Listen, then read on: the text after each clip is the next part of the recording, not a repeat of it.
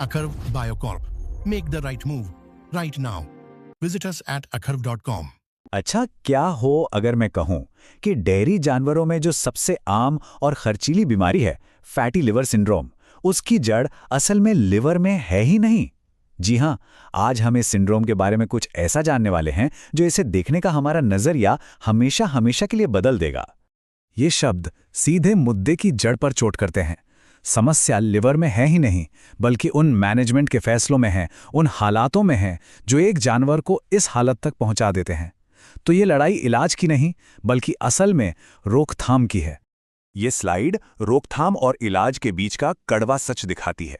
देखिए, एक बार लिवर को नुकसान हो गया ना, तो रिकवरी कभी भी 100% नहीं होती।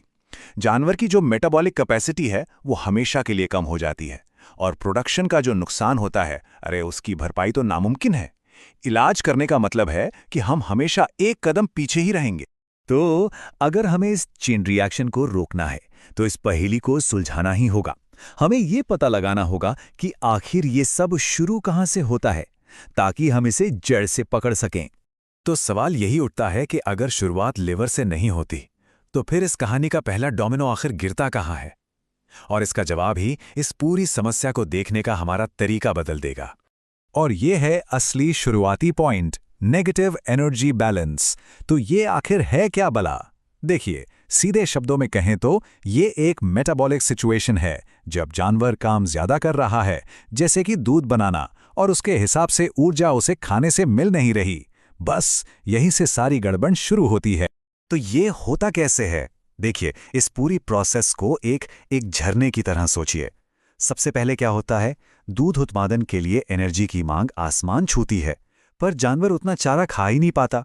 बस यहीं पर शरीर में पैदा होता है नेगेटिव एनर्जी बैलेंस। अब शरीर को एनर्जी तो चाहिए, तो वो अपने फैट को तेजी से पिघलाना शुरू कर देता है। इसका नतीजा खून में फैटी एसिड्स, जिन्हें हम NEFA भी कहते हैं, उनकी जैसे बाढ़ आ जाती है, और ये सारा का सारा फैट फिल्टर होने के लिए सीधा पहुंचता है लिवर के पास। अब बेचारा लिवर इस सुनामी को कैसे संभाले? वो संभाल नहीं पाता और फैट वहीं जमा होने लगता है। तो इस तबाही की चेन को हम तोड़ें कैसे? हमारी पहली डिफेंस लाइन क्या होनी चाहिए? जवाब सिंपल है, जहां से ये शुरू होती है, हमला वहीं करो। मतलब एनर्जी की सप्लाई लाइन को सिक्योर करो। इसका मतलब यह है कि जानवर के खानपान में एनर्जी का लेवल अचानक से ना गिरे, उसका चारा खाने का रूटीन बना रहे, और उसे ऐसी एनर्जी दी जाए जो शरीर को फौरन मिल सके। और हां, सबसे जरूरी, रूमेन और आंत का स्वास्थ्य। जरा सोचिए, रूमेन जानवर का मेन इंजन है।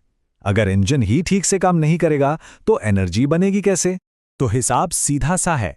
एक हेल्दी पाचन तंत्र एक अच्छी तरह से तेल लगी मशीन की तरह है, जो शरीर को लगातार एनर्जी देती रहती है, और यही वो नींव है जिस पर सब कुछ टिका है। ठीक है, पहली डिफेंस लाइन तो तैयार है, लेकिन अगर फिर भी एनर्जी की कमी हो ही जाए तो चलिए अब चेन की अगली कड़ी पर चलते हैं और देखते हैं कि उसे कैसे तोड़ा जा सकता है। यहां हमें उन ट्रिगर्स को काबू में करना है जो शरीर को फैट गलाने पर मजबूर करते हैं। मतलब अचानक वजन घटने से रोकना है। साथ ही हमें यह भी पक्का करना है कि जो फैट लिवर में जा रहा है, उसे बाहर निकलने का रास्ता भी मिले। और सबसे बड़ा ट्रिगर, तनाव। तनाव शरीर में एक पैनिक बटन की तरह काम करता है, जो फैट मोबिलाइजेशन को ओवरड्राइव में डाल देता है। ये चार्ट उन साइलेंट किलर्स को दिखाता है। जरा सोचिए, एक गरम भीड़ भरे ट्रक में घंटों का सफर कितना तनावपूर्ण होगा, है ना? जानवरों के लिए भी ठीक वैसा ही है। गर्मी, बीमारी या डाइट में अचानक से कोई बड़ा बदलाव, ये सब चीजें शरीर पर जबरदस्त दबाव डालती हैं। तो इसे ऐसे समझिए, तनाव को मैनेज करना एक ढाल की तरह है। ये ढाल लिवर को उस फैटी एसिड की बाढ़ से बचाती है जो उसे डुबो सकती है। ये एक इनडायरेक्ट लेकिन बहुत ही शक्तिशाली रणनीति है।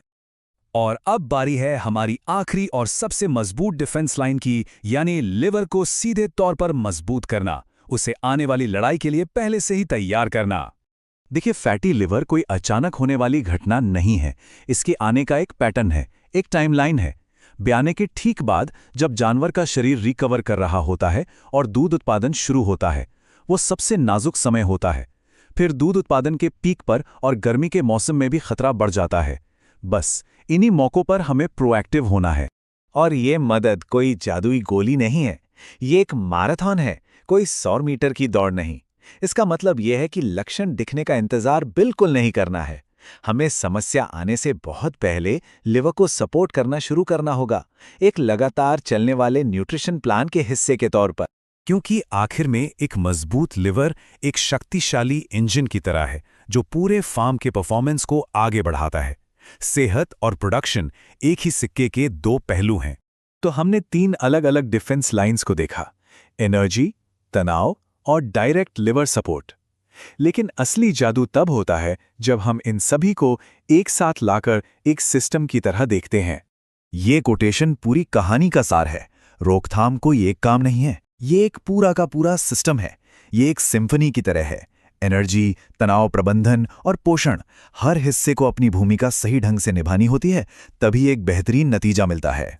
और सोचिए, जब ये पूरा सिस्टम एक सही तालमेल में काम करता है तो इसका इनाम क्या मिलता है? इनाम बहुत बड़ा है। हमें मिलता है बेहतर प्रोडक्शन, जानवर ज्यादा सेहतमंद रहते हैं, बीमारियों से फटाफट रिकवर कर जाते हैं, और सबसे जरूरी बात, एक ज्यादा मुनाफे वाला फार्म। तो अगली बार जब किसी जानवर की सेहत के बारे में सोचें तो याद रखें कि असली चाबी सिर्फ उसके लिवर में नहीं है, बल्कि उस पूरे सिस्टम में है जो उसे सपोर्ट करता है। और यही आधुनिक पशु स्वास्थ्य प्रबंधन का असली लक्ष्य है। समस्याओं का इलाज नहीं, बल्कि एक ऐसा माहौल बनाना जहां समस्याएं पैदा ही ना हो।